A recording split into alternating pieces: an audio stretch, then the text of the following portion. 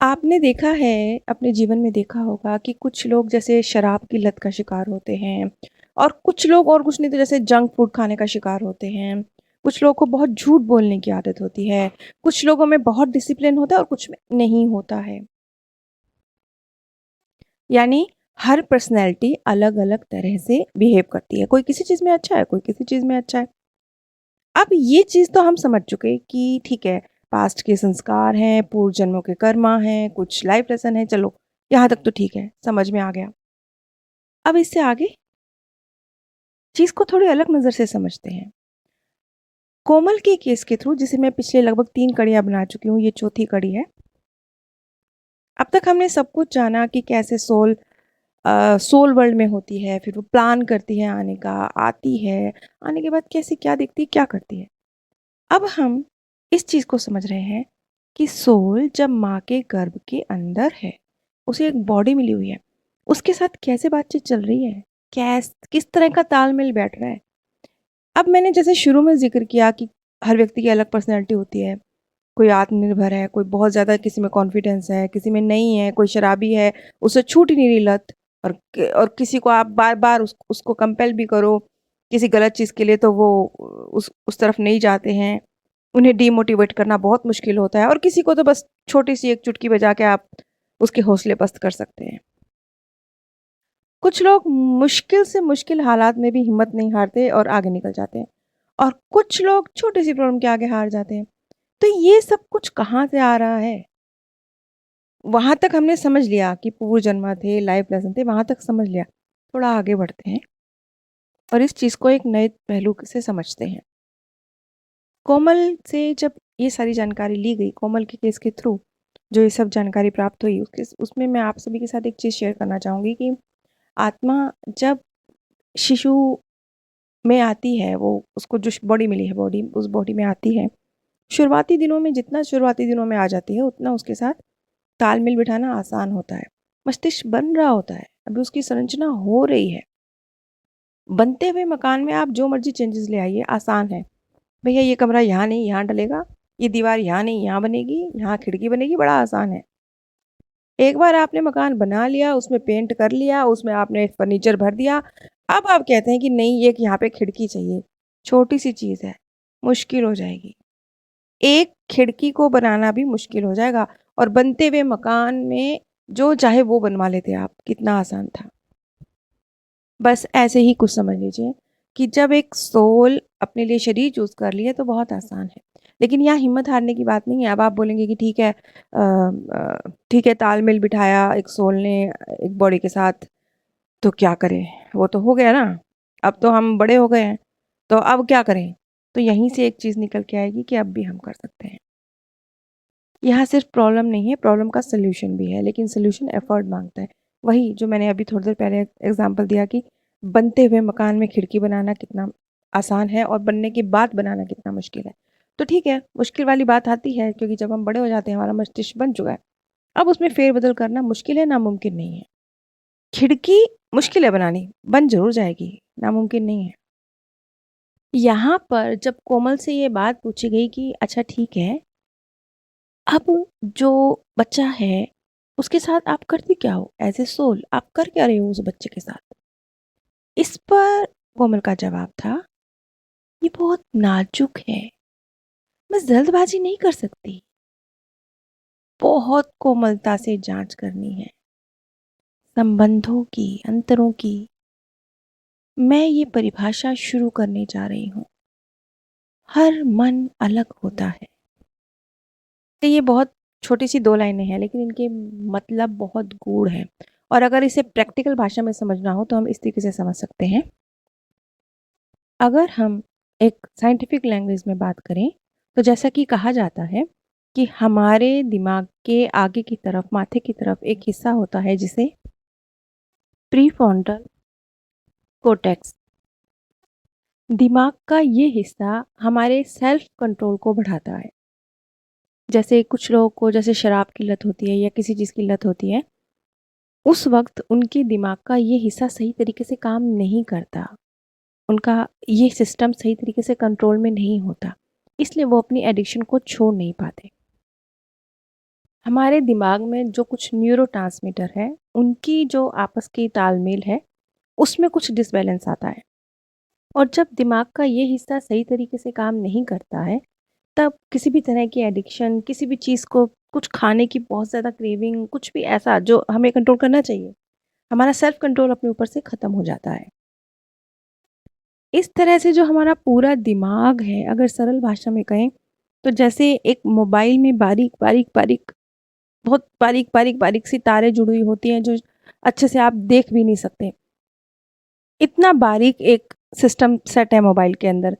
तो जो हमारा दिमाग है, ये भी किसी कंप्यूटर से कम नहीं है। इसमें भी बहुत बारीक-बारीक जो रास्ते हैं, जिसे न्यूरो पाथवेज़ कहते हैं, मेडिकल लैंग्वेज में कुछ अलग-अलग शब्दों का इस्तेमाल किया जाता है। तो वहाँ पर जब कोई कमी आती है, जब वो रास्ते सही नहीं होते, तब मानसिक बीमारियाँ, या मानसिक बीमारी तो बड़ी चीज़ हो गई, छोटे स्तर पर भी अहंकार या गुस्सा या कोई भी चीज़ जो आपको कंट्रोल में करनी चाहिए, आप कंट्रोल नहीं कर पा रहे हैं, आप ओवरथिंकिंग कर रहे हैं, कुछ भी इस तरह की चीज़ें डेवलप होती हैं। अगर आध्यात्मिक लैंग्वेज में कहें, तो वो जो बच्चा था, माँ के गर्भ में बन रहा था, जब सोल आई थी, वो जो 9 महीने का पीरियड था, जिसमें उसके बाद का भी, पैदा होने के बाद का भी 9 महीने का पीरियड हो गया, पूरा 18 महीने का पीरियड हो गया। इस पीरियड में बहुत जो जितना अच्छे से एक आत्मा ने उस मस्तिष्क के साथ तालमेल बिठाया, उतना ही वो मस्तिष्क पावरफुल बना। आगे चल के वो बच्चा कैसे बिहेव करेगा, वो एक आलसी ओवरथिंक करने वाला बच्चा बन जाएगा, या एक इंटेलिजेंट अपने ऊपर कॉन्फिडेंस रखने वाला बच्चा बन जाएगा। ये सारी चीज़ें जो हैं, कुछ तो ठीक है, वो भी है, पास्ट बर्थ भी है, लाइफ लेसन भी है, वहाँ से तो आई हैं, वो तो है ही, संस्कार आत्मा के अंदर बिल्ट है। इसके साथ-साथ वो जो तालमेल बिठाने का वक़्त था, वो वक़्त क्यों दिया गया था? क्यों दिया गया था? वो वक़्त इसीलिए दिया गया था कि एक सोल जितना बेहतरीन तरीके से अपने दिमाग के साथ तालमेल कायम कर सकती है, कर ले। बनता हुआ मकान है, जितनी जल्दी जितना बढ़िया तालमेल स्थापित कर लेगी, उतना लाइफ में वो आगे चलकर बेहतर परफॉर्म कर पाएगा, क्योंकि उसका दिमाग और मन दोनों सही दिशा में काम करेंगे। क्योंकि एक्चुअल में ये दोनों ना, ठीक है, मन हमारा दिखता नहीं है, तो इसे हम अगर एक साइंटिफिक तरीके से कहा जाए, तो मन तो दिखाया नहीं जा सकता, लेकिन हाँ, मन का असर भी दिमाग पर पड़ता है। वो आप देखेंगे, जैसे जैसे कोई व्यक्ति है, वो किसी शराब का एडिक्ट है, किसी चीज़ का है, स्मोक का है, तो जब उन्हें नशा मुक्ति केंद्रों में ले जाया जाता है, वहाँ पर जो उनकी काउंसलिंग होती है, जो उनको सिखाया जाता है, दवाइयों की भी हेल्प ली जाती है, लेकिन बिना दवाइयों के भी बहुत कुछ उनको सिखाया समझाया जाता है।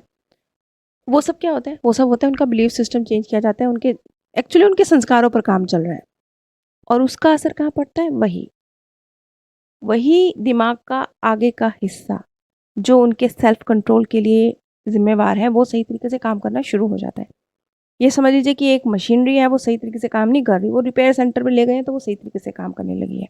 ऐसे ही जब कोई व्यक्ति किसी चीज़ का एडिक्ट हो गया है, उसे किसी केंद्र में ले जाया गया है, वहाँ उसकी काउंसलिंग भी हुई है, वहाँ उसको दवाइयाँ भी मिली हैं। इन दोनों चीज़ों ने मिला के उसके दिमाग के उस हिस्से को एक्टिवेट किया है, जो काम करना बंद कर चुका था, उसका सेल्फ कंट्रोल खत्म हो चुका था। फिर उसका एक सेल्फ कंट्रोल जागृत होगा कि नहीं, क्योंकि समझ तो सबको है, हर शराबी को पता है ना कि मैं शराब पी रहा हूँ गलत है, लेकिन फिर भी हर मोटे को पता है ना कि मैं जंक फूड खा रहा हूँ गलत है, फिर भी खाते हैं। तो वो चीज़ पर कंट्रोल होता है। ये हम छोटे स्तर पे, बड़े स्तर पे सब तरह से देखते हैं। ऐसा नहीं कि हमेशा डॉक्टर के पास जाके होता है। छोटे स्तर पे हम भी तो करते हैं।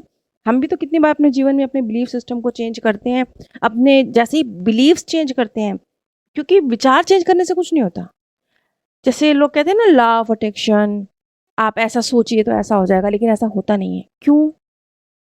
क्योंकि विचार चेंज करने से कुछ नहीं होगा। वो विचार जोन से, बिलीव से निकले हैं।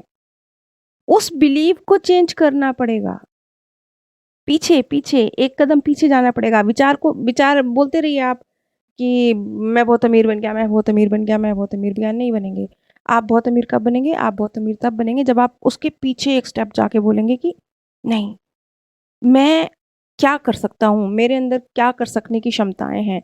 मैं उसको पहचानूँ, वो रास्ता ढूँढूँ, अपना बिलीव कि मैं कुछ नहीं कर सकता, मेरे को तो अक्ल कम है, मेरे को तो ये नहीं है, मेरे को तो सपोर्ट नहीं मिलता फैमिली का, समाज का, मेरे को ये चीज़ नहीं मिली, इसलिए मैं ये नहीं कर सकता। ये वाला जो गलत बिलीव है, इसको चेंज करो।